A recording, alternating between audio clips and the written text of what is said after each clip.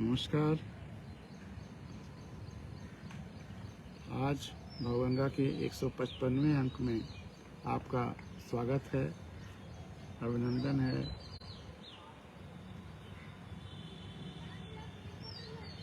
कल योग दिवस की हम लोगों की भवगंगा बहुत पसंद की गई। लोगों के खूब फ़ोन आए, कमेंट आए, बड़ा अच्छा लगा।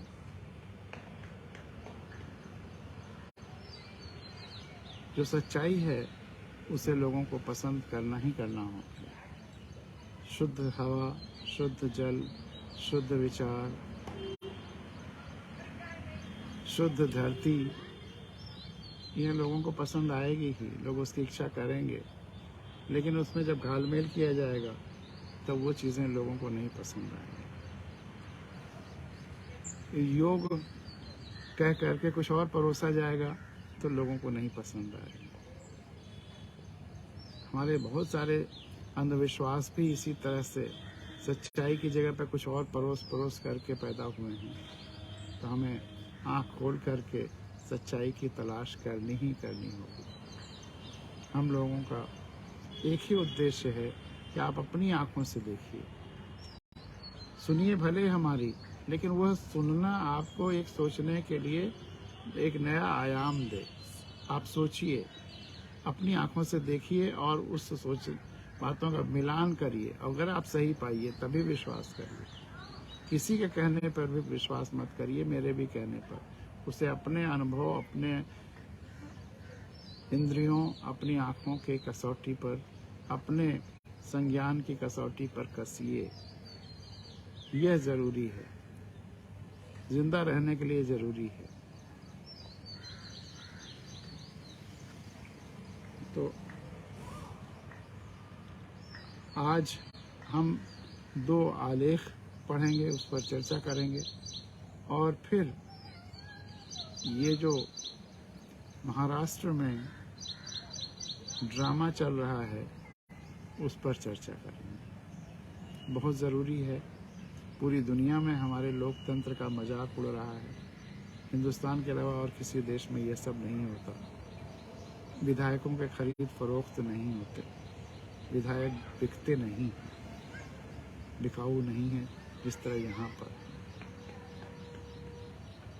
लेकिन उसके क्या कारण हैं, क्यों ऐसा है, क्यों हिंदुस्तान का ही लोकतंत्र इतना दुनिया में सबसे गया गुजरा हो गया है, उस पर चर्चा लास्ट में करेंगे।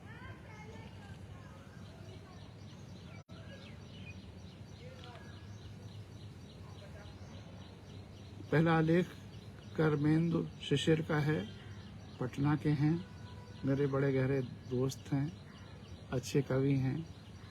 लेकिन आज उनका ये आलेख बहुत गहराई से उन्होंने लिखा है, पढ़ रहा हूँ। मैं सोच रहा था, उन्हीं के शब्द हैं, मैं सोच रहा था कि इस सरकार की हर योजना का इतना तीखा जन विरोध क्यों होता है। मैं सोच रहा था कि इस सरकार की हर योजना का इतना तीखा विरोध क्यों होता है। यह कहना कि यह सब विपक्ष करवाता है पूरा सच नहीं है। यह कहना कि यह सब विपक्ष करवाता है पूरा सच नहीं है। विपक्ष सहयोग करता होगा तो इसमें आश्चर्य नहीं, विपक्ष सहयोग करता होगा तो इसमें आश्चर्य नहीं। जेपी आंदोलन में भी यह सब होता था और होता आ रहा है। जयप्रकाश नारायण के आंदोलन में, जब इमरजेंसी के अगेंस्ट संपूर्ण क्रांति का, जेपी आंदोलन में भी यह सब होता था और होता आ रहा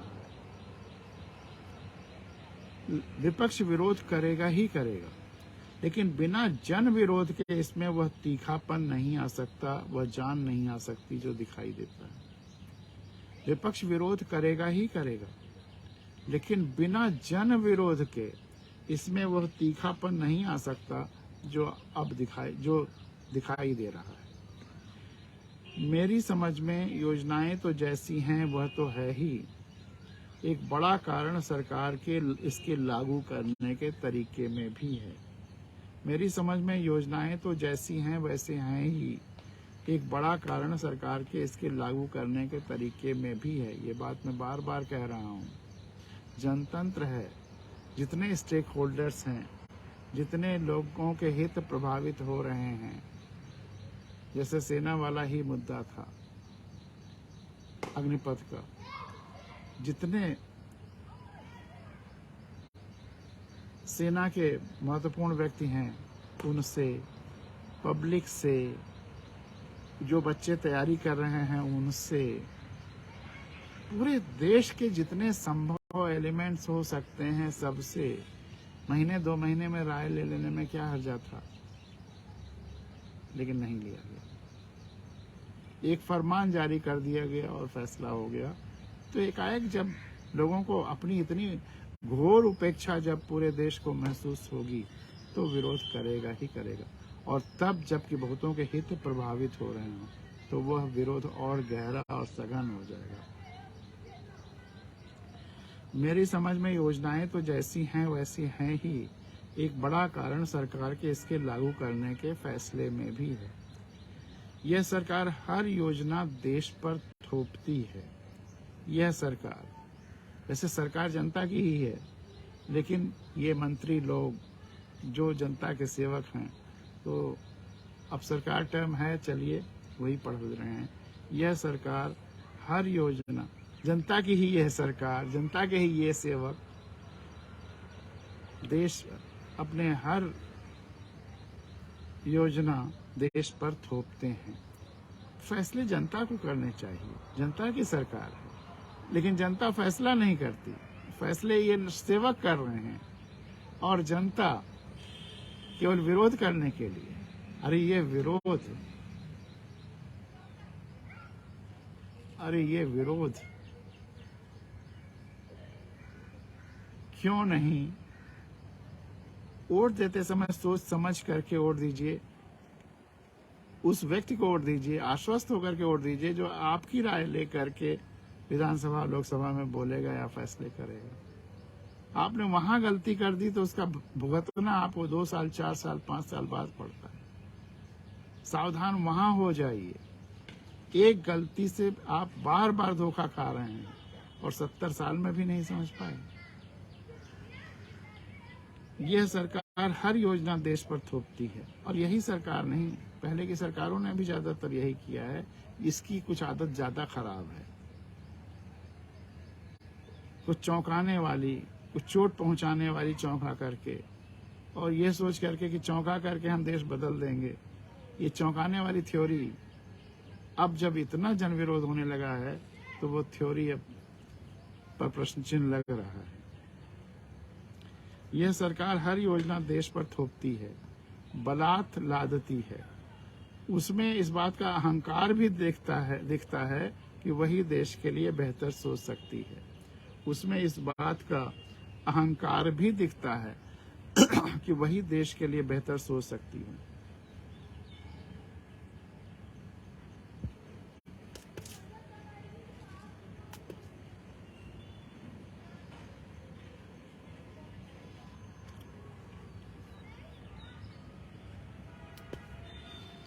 यह सरकार हर योजना हर देश पर थोपती है, बलात् लादती है।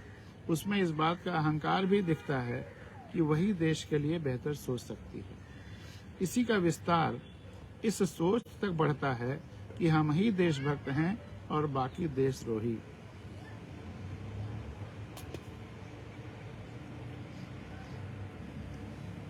इसी का विस्तार इस सोच तक बढ़ता है कि हम ही देशभक्त हैं और बाकी देशद्रोही। यह देशभक्ति की परिभाषा खुद गढ़ लेती है और उसी नैरेटिव को पंप करती रहती है, फैलाती रहती है, उस पर काम करती रहती है।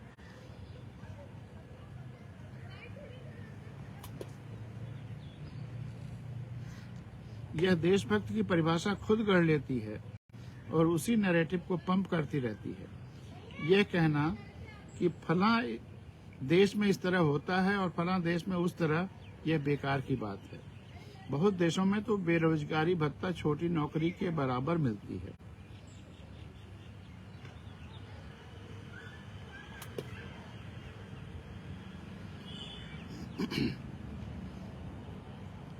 स्वास्थ्य और शिक्षा की सुविधाएं उपलब्ध होती हैं, इसीलिए मनोनुकूल उदाहरण देने का कोई मतलब नहीं है।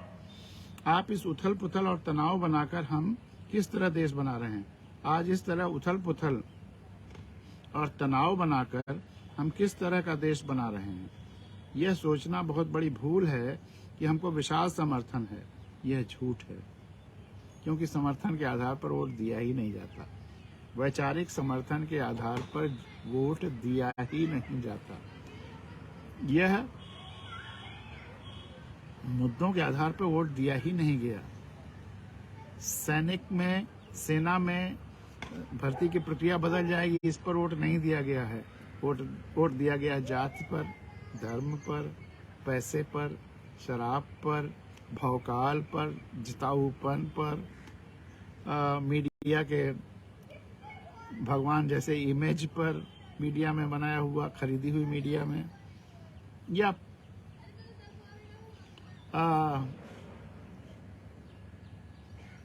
अथाह पैसे खर्च करके, लोगों को गलत पाठ पढ़ा करके, दूसरों के बारे में भ्रम पैदा करके, खरीद करके। तो ये सोचना बहुत बड़ी भूल है कि हमको विशाल समर्थन है। वैचारिक समर्थन बिल्कुल नहीं है। यह सोचना बहुत बड़ी भूल है कि हमको विशाल समर्थन है। यह झूठ है। आज भी सरकार तकनीकी स्तर पर बहुमत में है। तकनीकी स्तर पर बिखरे विपक्ष और जन आक्रोश को कैपिटलाइज कर सकने वाला नेता के अभाव में सरकार बनी हुई है। बिखरे विपक्ष और जन आक्रोश को कैपिटलाइज कर सकने वाले नेता के अभाव में यह सरकार बनी हुई है। अन्यथा जयप्रकाश नारायण जैसा कोई लीडरशिप उभर जाए अभी, तो सरकार तुरंत खत्म हो जाएगी, उड़ जाएगी। एक दिन ऐसा आएगा जब देश और समय ऐसा नेतृत्व पैदा कर देगा। नेतृत्व इतिहास पैदा करता है। नेतृत्व इतिहास पैदा करता है। जो परिस्थितियां आ रही हैं वो ऐसा नेतृत्व स्वयं पैदा करेंगे। जेपी को, करमेन शिशिर लिख रहे हैं, जेपी को मैंने पटना में देखा था। उनको सुनने 1000-2000 लोग भी नहीं आते थे अधिकांश समय में। बाद में गांधी मैदान छोटा पड़ने लगा। परिस्थितियां कैसे लीडर को डेवलप करते हैं। उनको सुनने 1000-2000 लोग भी नहीं आते थे। 80 साल के जेपी को, उन आंदोलन के 3-4 साल के दिनों को छोड़ दीजिए, तो 1000-2000 लोग भी सुनने नहीं आते थे। बाद में गांधी मैदान, पटना का जो सबसे बड़ा मैदान है, छोटा पड़ने लगा। इसलिए अहंकार में नहीं रहना चाहिए। लेकिन अहंकार, मनमानी और तानाशाही से कोई सरकार न तो देश का विकास कर सकती है, न लंबे समय तक शासन। इसलिए अहंकार में नहीं रहना चाहिए। अहंकार, मनमानी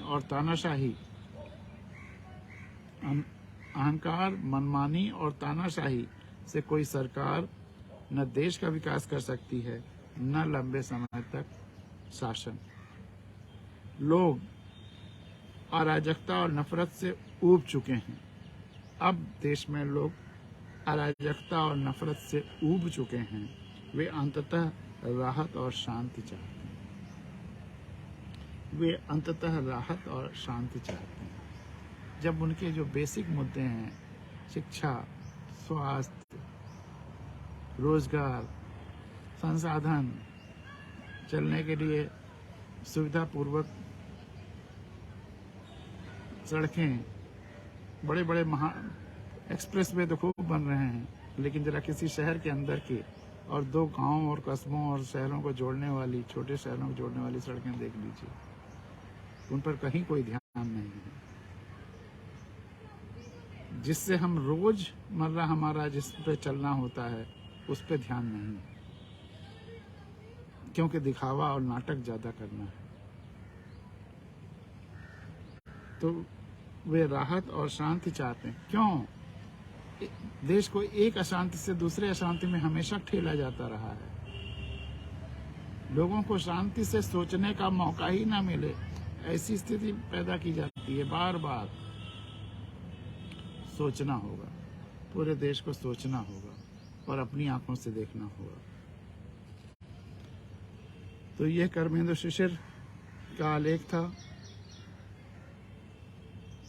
और अंत में तो हम लोग चर्चा करेंगे ये जो महाराष्ट्र में हो रहा है, लेकिन उसके पहले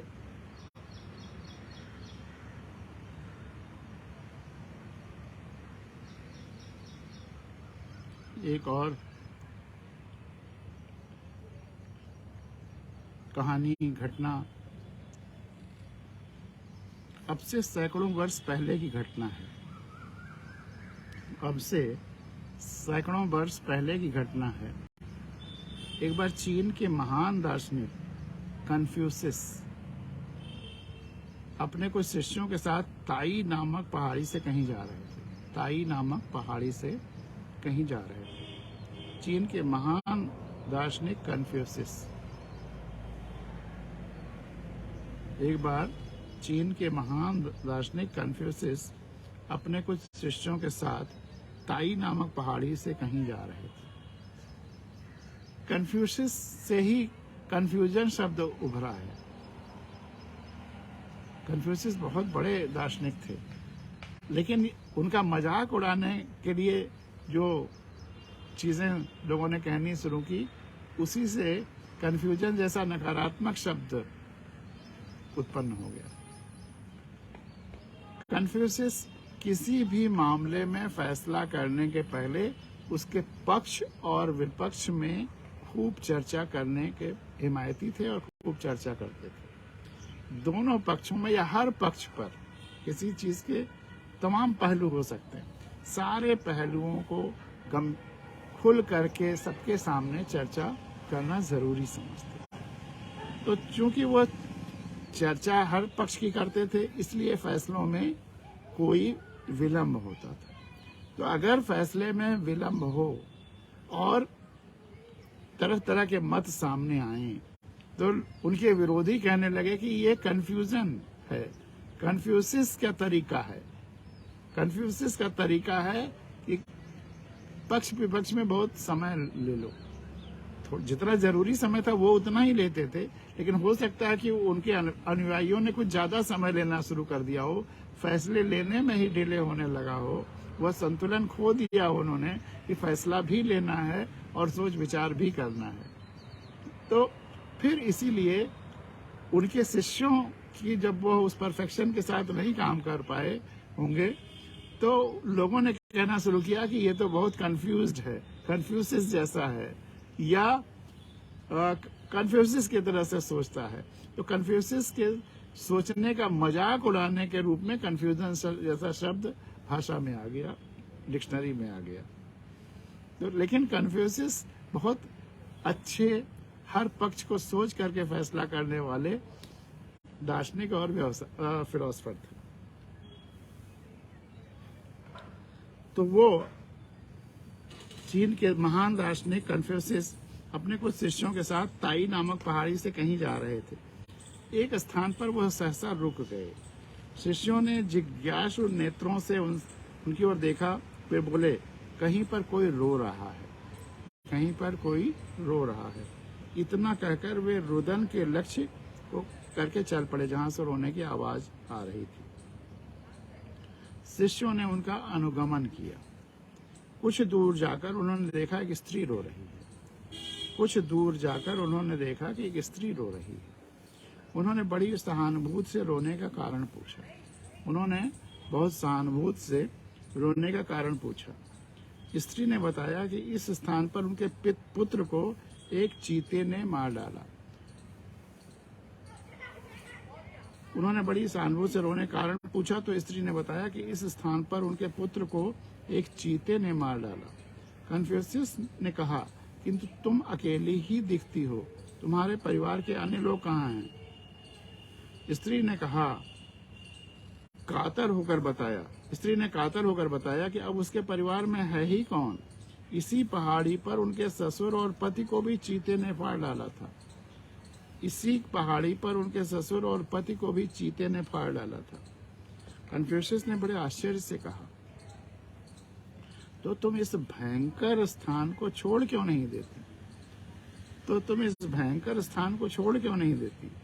स्त्री बोली, इस स्थान को इसलिए नहीं छोड़ती कि यहाँ पर किसी अत्याचारी का शासन नहीं है। इस स्थान को इसलिए नहीं छोड़ती कि यहाँ पर किसी अत्याचारी का शासन नहीं है।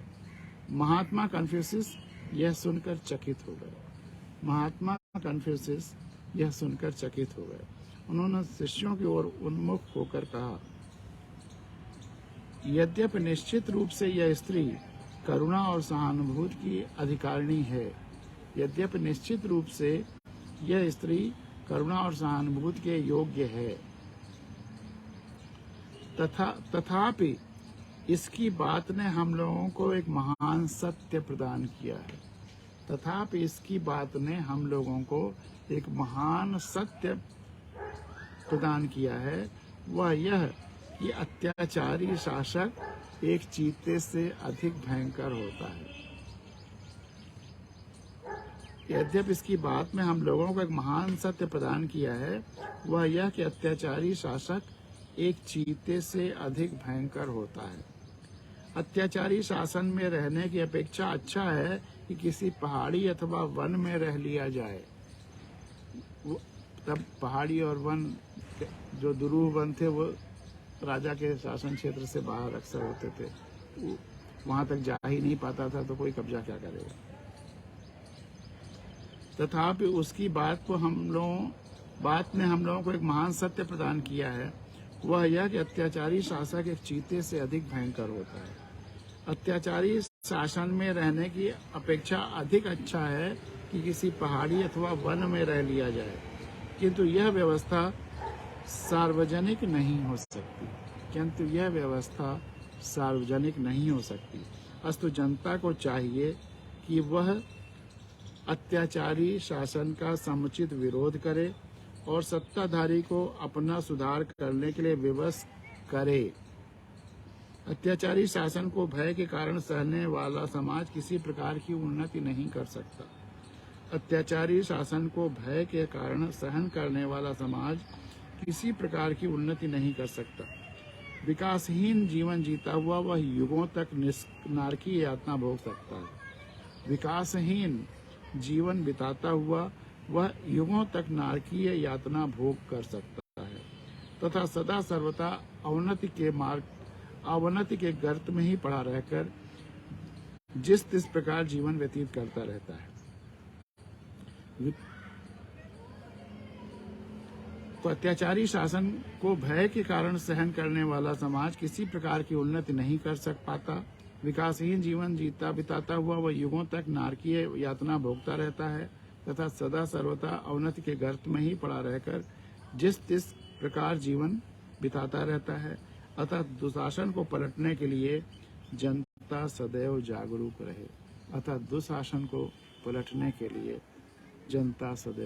जागरूक रहे।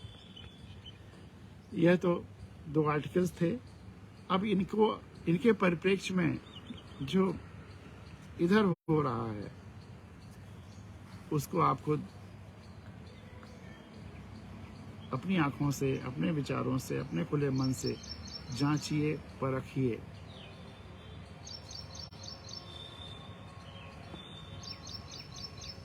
जो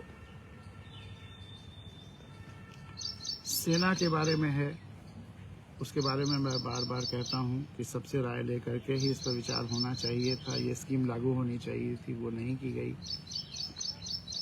उन लोगों को चौंकाने वाली थ्योरी से जो काम किए जाते हैं उसी का एक उदाहरण ये भी है।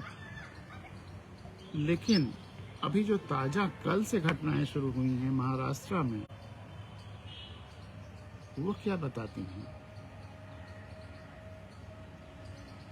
अत्याचारी शासन से भी कई गुना आगे हम चले गए हैं। हमारे सारे चुने हुए प्रतिनिधि, एमएलए, एमपी बिकाऊ हो गए हैं पद के लिए, पैसे के लिए। और ये आज नहीं, ये 30-40 सालों से इस तरह की चीजें चल रही हैं। और आज उसका बहुत कुत्सित और भयंकर और गंदा रूप देखने को आ रहा है। अब शर्म भी नहीं रह गई है, बेशर्म होकर के सब कुछ हो रहा है, पूरी बेशर्मी। हम यही करेंगे, लोग कुछ भी सोचें, क्योंकि लोग इतने मूर्ख हैं कि वो हम ही को वोट देंगे।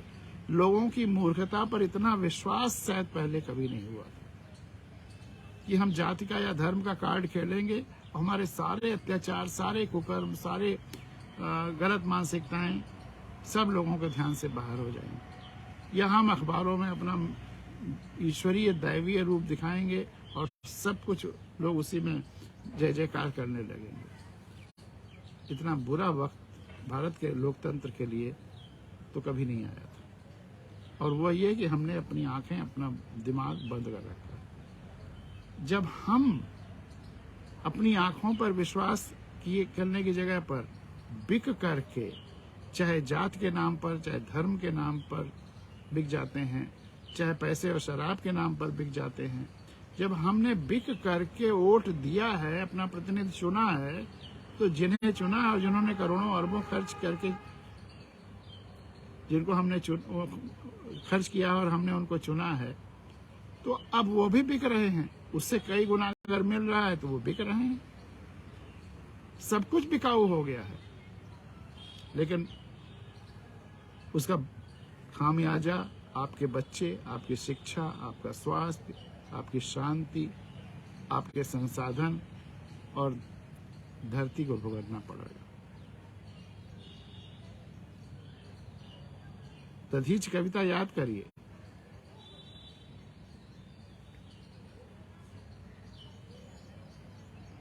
दधीच कविता के वह अंश याद करिए। कुछ सुना देता हूं अभी। हम जब तक खुली आंखों से अपने सेवा करने वाले लोगों को प्रतिनिधि बनाकर विधानसभा और लोकसभा में नहीं भेजेंगे, इस गंदे खेल के हम शिकार होंगे।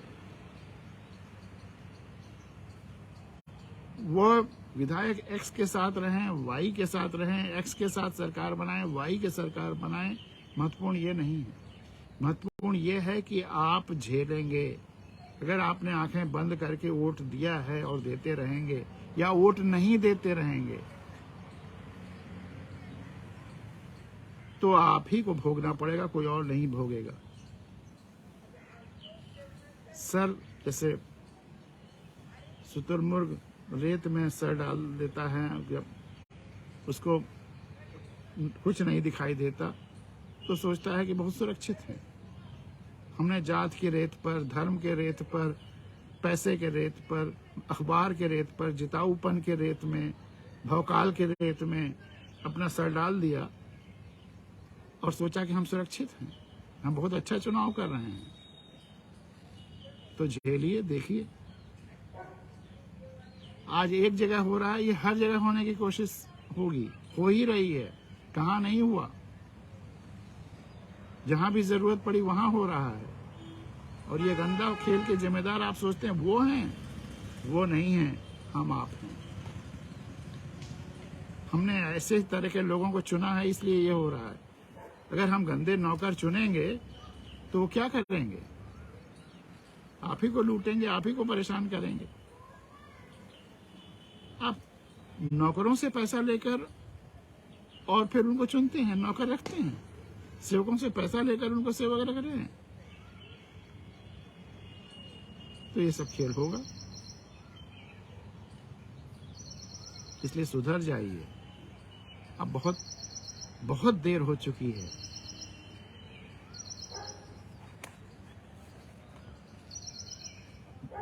दधीच कविता के कुछ अंश सुनाते हैं आप।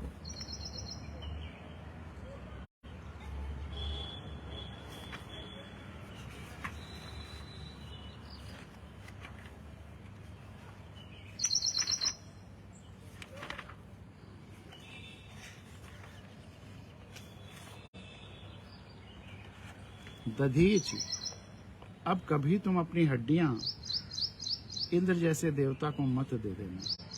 अगर लड़ाई बहुत जरूरी मुद्दे को लेकर हो और बिना तुम्हारी हड्डियों के वज्र के काम न चले, तो अपने ही एक हाथ की हड्डियों का वज्र बनाना और दूसरे हाथ में उसे लेकर स्वयं टूट पड़ना। अगर मुद्दे आपके हैं, संसाधन आपका है, तो व्यवस्था और लड़ाई आपको ही करनी पड़ेगी। अपने में से ही लीडरशिप उभारिए, जो सबसे अच्छा है उसको प्रेरित करिए कि वह चुनाव लड़े और आप उसको अपनी हड्डियां और अपना वोट दें।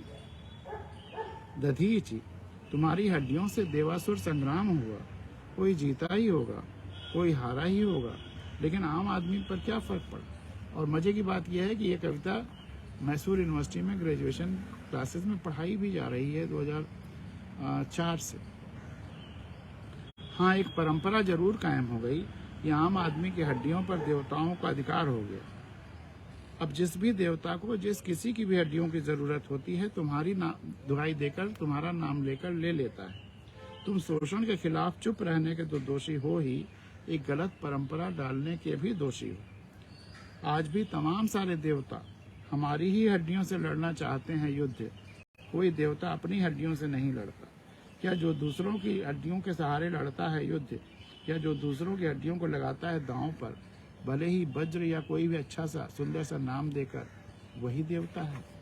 सब छोड़ते हुए एक पैराग्राफ जो बहुत जरूरी है इसमें, जिसके लिए याद आ गई है कविता, कि हड्डियां देने के लिए वेवल आतुर करने के लिए, हड्डियां देने के लिए वेवल आतुर करने के लिए रचे जाते हैं तमाम सारे शास्त्र और साहित्य, और आजकल मीडिया और एडवर्टाइजमेंट भी उसमें शामिल हो जाता है। बदल दिए जाते हैं लोगों के दिमाग, बदल दिए जाते हैं लोगों के दिमाग। लोग सोचने लगते हैं कि वे दधीचि हैं और अस्थियां देना ही उनका पुनीत कर्तव्य है, और लोग सोचने लगते हैं कि वे दधीचि हैं और अस्थियां देना ही उनका पुनीत कर्तव्य है, पवित्र कर्तव्य है। और जब हड्डियां देने को आतुर वेवलों की संख्या बढ़ जाती है बेतहाशा, और जब हड्डियां देने को आतुर वेवलों की संख्या बढ़ जाती है बेतहाशा, तो फिर शुरू हो जाता है हड्डियों का थोक व्यापार। ये हड्डियों का थोक व्यापार हो रहा है। जब हड्डियां देने को आतुर वेवलों की संख्या बढ़ जाती है बेतहाशा, तो फिर शुरू हो जाता है हड्डियों का थोक व्यापार। जब आप पैसा लेकर के और शराब लेकर के वोट देते हैं, तो वो हड्डियों का व्यापार होता है। लेकिन जब विधायक और सांसद बिकने लगते हैं, तो हड्डियों का थोक व्यापार शुरू हो जाता है, हो रहा है हमारे देश में। तो बढ़ जाती है बेतहाशा, तो फिर शुरू हो जाता है हड्डियों का थोक व्यापार। धर्म और राजनीति अक्सर इनके सुपरमार्केट बन जाते हैं। धर्म और राजनीति अक्सर इनके सुपरमार्केट बन जाते हैं। ये 2001 में लिखी हुई कविता है। 2004 से मैसूर यूनिवर्सिटी में पढ़ाई जा रही है कि धर्म और राजनीति अक्सर इनके सुपरमार्केट बन जाते हैं। इसकी एक स्टैंजा और महत्वपूर्ण है, जो हमारी आंख खोलने के लिए है। कहा जाता है कि इंद्र ने तुमसे जब मांगी हड्डियां, तो दधीचि तुमने शर्त रखी कि तुम हड्डियां देने के लिए पहले पीना चाहते हो विश्व की सारी नदियों समुद्रों का जल। तो इंद्र ने कहा, यह जो तुम्हारे सामने कुंड है, जिसे मिश्रिक के पास नैमिषारण्य में, जिसे दधीच कुंड कहते हैं, अब ये जो तुम्हारे सामने कुंड है, उसी में लाए देता हूँ संपूर्ण पृथ्वी के सारे जलाशयों का जल। तुम्हें सोचने समझने का मौका भी न दिया, और मेरे भोले दधीच सोचने समझने का मौका भी नहीं देते। और मेरे भोले दधीच, तुमने ये जो तुम्हारे सामने कुंड है, उसी में लाए देता हूँ संपूर्ण जलाशयों का जल। आज जब आप पूछें कि जरा हम जानकारी कर लें, तो कहा कि लो जानकारी इसी जो कुंड है तुम्हारे सामने। आज ये जो टीवी है, सोशल मीडिया के आपके स्क्रीन्स हैं, यही वो कुंड हो गए हैं, जिसमें वो सारी दुनिया के सारे जलाशयों के विचार और भाव आपको लाके दिखा दे रहे हैं। आप अपनी आंखों पर विश्वास रियलिटी में ना करके उसी को देख करके मान ले रहे हैं कि हाँ, जो वो कह रहे हैं वो सही है, और तुम्हें सोचने समझने का मौका भी न दिया। मेरे भोले दधीच, तुमने सहज विश्वास कर लिया उस छली इंद्र पर, और उसी कुंड का जल पीकर मान लिया कि हो गई तुम्हारी प्रतिज्ञा पूरी। तुमने पा लिया दुनिया का सारा जल या सूचनाएं या सत्य सब प्राप्त कर लिया उसी टीवी चैनल्स पर, और मान लिया हो गई तुम्हारी प्रतिज्ञा पूरी, और तुमने दे दी इंद्र को हड्डियां। क्या पता कि उस कुंड में सभी जलाशयों का जल वह लाया भी था या नहीं, या झूठ बोल रहा था, या दिखावा कर रहा था, या कुछ और ला दिया था। क्या पता उस कुंड में सभी जलाशयों का जल वह छलींद्र लाया भी था नहीं। अब आपके लिए एक मैसेज। अब भविष्य में कोई तुम्हारी अस्थियां मांगे, अस्थियों में ओट भी शामिल है। अब भविष्य में कभी कोई तुम्हारी अस्थियां मांगे तो खूब सोच विचार कर। दुनिया के सारे सभी जलाशयों का जल स्वयं ही जाकर ग्रहण करना, सारी सूचनाएं अपनी आंखों से स्वयं इकट्ठी करना उस व्यक्ति के बारे में कि जो सच्चा सेवक है उसी को अपनी ओट या हड्डियां देना है। तो वह चलिए, अब भविष्य में कभी कोई तुम्हारी अस्थियां मांगे तो खूब सोच विचार करना, दुनिया के सभी जलाशयों का जल स्वयं ही जाकर ग्रहण करना, ताकि समय मिल सके जानने पहचानने का, सोचने विचारने का। और अगर संग्राम, अगर लड़ाई बहुत जरूरी मुद्दे को लेकर हो और बिना तुम्हारी हड्डियों के वज्र के काम ना चले, तो अपने ही एक हाथ की हड्डियों का वज्र बनाना और दूसरे हाथ में उसे लेकर स्वयं टूट पड़ना आतताइयों पर, अन्यायियों पर, शोषकों पर, पर्यावरण विनाशकों पर, और अगर जरूरत पड़े तो टूट पड़ना बेवजह हड्डियां मांगने वालों पर भी, और अगर जरूरत पड़े तो टूट पड़ना बेवजह हड्डियां मांगने वालों पर भी। तो ये जो थोक व्यापार शुरू हो रहा है, शुरू अक्सर सरकारों के बनने, बनाने और गिराने में, यह बंद होना चाहिए। और ये तभी बंद होगा कि जब आप ऐसे विधायकों और सांसदों को चुनना बंद कर देंगे। आप खुद ढूंढेंगे, ढूंढ करके जा करके अच्छे लोगों को नॉमिनेशन फाइल कराएंगे, वोट देंगे और जिताएंगे। कोई अपने को इंद्र कह करके आपके पास आ जाए, उसको मत मानिए कि वो सही इंद्र है। और इंद्र क्या है? विधायक इंद्र जैसा होना चाहिए। कैसा इंद्र? इंद्र प्रतीक है व्यवस्था का। सारी जगह से ये जो वृष्टि होती है, बरसात होती है, इसकी जो प्रतीक है, इस सिस्टम का जो प्रतीक है, इस वैज्ञानिक सिस्टम का जो प्रतीक है, इस नेचुरल सिस्टम का जो प्रतीक है, वह इंद्र है। ये हर जगह से पानी लेकर के जहाँ जहाँ जल क्षेत्र हैं, वह बादल बनाता है। और वह बादल बिना किसी भेदभाव के पूरी धरती पर एक कण भी अपने पास रोके हुए बिना, सब का सब जितना इकट्ठा होता है, सब का सब बरसा देता है। ऐसी व्यवस्था होना चाहिए। इंद्र इसीलिए वह सिस्टम, ये जो इंद्र जो व्यक्ति के रूप में, देवता के रूप में पूजा गया है, वह नहीं है, वह है ही नहीं। हम गलत देवता को पूज रहे हैं। इंद्र तो उस व्यवस्था का नाम, वैज्ञानिक और प्राकृतिक व्यवस्था का नाम है, जो धरती पर जल संरचना पहुंचाता है। हर जगह जहाँ ज्यादा पानी इकट्ठा वहाँ ले करके, और बूंद के रूप में, बूंदों कणों के रूप में सारे धरतीवासियों को दे देता है। ऐसी ही हमारी व्यवस्था होनी चाहिए। ऐसा ही व्यवस्था लाने के लिए हमें अपने वोट देना चाहिए। ऐसे लोगों को ढूंढिए कि जो भी टैक्सेस हमारे इकट्ठे हों, जो भी हमारे संसाधन इकट्ठे हों, उसका सबको बिना एक पैसे का कहीं किसी को लाभ लोभ दिए हुए जन कल्याण के लिए लगा दे। उस ऐसी व्यवस्था लाइए। ये जो घटनाएं, दुर्घटनाएं, हिंदुस्तान जिसके लिए दुनिया में सबसे गया गुजरा माना जा रहा है, ये तभी बदलेगा जब हम अपनी आंखें खोलेंगे और सही लोगों को व्यवस्था में चुनना शुरू करेंगे। जो वास्तविक जो ये बारिश का जो सिस्टम है, और उसके जो देवता जो इंद्र, वो जो प्रतीकात्मक नाम है, वैसी व्यवस्था आएगी। न कि इंद्र जैसा ये जो गौतम ऋषि के साथ व्यभिचार करता है और देवताओं का राजा है। इन देवताओं को हम लोगों को ट्रांसफर करने की जरूरत है।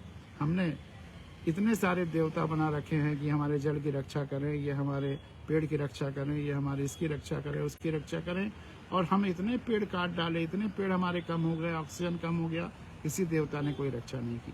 अगर कोई ये देवता अपना काम नहीं कर पा रहा है, तो अब हम उनको हटाएं, दूसरे देवता बनाएं, और या खुद अपने ऊपर जिम्मेदारी लें। हम जिम्मेदारी से कब तक बचेंगे?